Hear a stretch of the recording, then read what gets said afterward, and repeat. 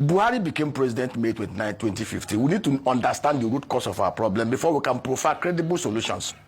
Buhari inherited foreign reserve of $29 billion.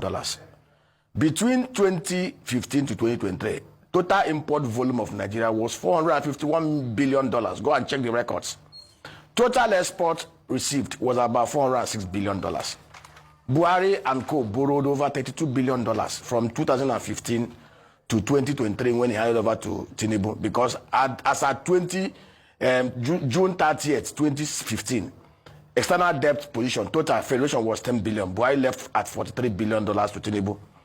Foreign direct remittances was about $168 billion that came into this country within those 8 years. So if you look at the net dollar inflow and net dollar cash flow, outflow, there is no way Naira will have lost over 600 Naira to $1 under Buhari, and now galloping at what Tinubu is experiencing today was the foundational recklessness that was led under Buhari. And Nigerians are not asking the right question. I will explain to Dr. Bati. This is the truth.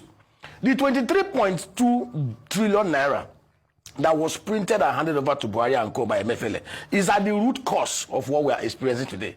Remember in 2018, Obaseki cried out and they lampooned him that printing Naira and handing over to Buhari and co without any project tied to it will lead to where we are today. See, the truth is, and I also want this to be on record, the CBN, they are doing their utmost best to intervene. Interventionism will not solve the problem. The problem lies at the root cause of it. Between 2015 to 2020, there was a bazaar in Nigeria. In fact, Tinubu should go back and do what Obasanjo did when he became president. Obasanjo hated the worst economy, worse than what Tinubu hated. Obasanjo went after those that took away our dollar out of Nigeria. He called the Abacha family to question, and they negotiated. Most of the proceeds are still being enjoyed by Nigeria. Tinubu should develop that political will and call the practitioners that worked under Buhari for 8 years. We are talking about over $100 billion that was taken out of the economy. That is where we are. Because if you look at the net dollar inflow into Nigeria over that 8 years and net dollar outflow, there is no way we will have been where we are today if not for the criminality and the corruption that we experienced within that period. Obasanjo came to power and left after 8 years. Naira lost only 38 Naira to $1. Jonathan and Yar'Adua came to power 2007. When the official rate was 124 and left at 199, Naira lost to dollar by 78 Naira to $1 in 8 years. What had happened over the next 9 years is something that Nigerians will not wish again. So why the CBN is trying to do interventionism, we must also look at how do we show up the supply of the dollar. Under Sanusi, Lamido Sanusi, under Charles Soludo, there's no country that actually have a free flow that is not managed. Even China intervenes in their foreign exchange market. America intervenes. But you can only intervene when there is liquidity. Sanusi was able to intervene because there was liquidity. Oil proceeds were being paid into their accounts. Today in Nigeria, output was 2.5 million barrels in 2011. It came down under Buhari and had not recovered.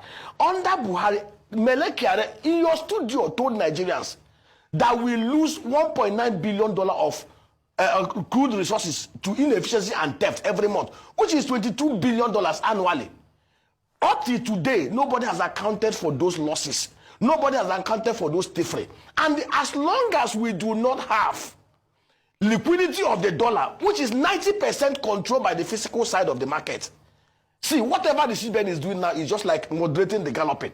If we do not fix the physical side, stop the oil theft and criminality that place, stop the cost of governance that is overbloated, stop the MDAs and the governors from taking FAC, JAC and IGR and pursuing dollar, and providing security that will allow Nigerians to go into productivity of this economy. I tell you, what the CBN has done very good is just to moderate it. If we don't fix the supply side of dollar by tackling the physical side, which is 90% the problem of Nigeria, after this moderation, it will go to 2000. Mark it Tuesday.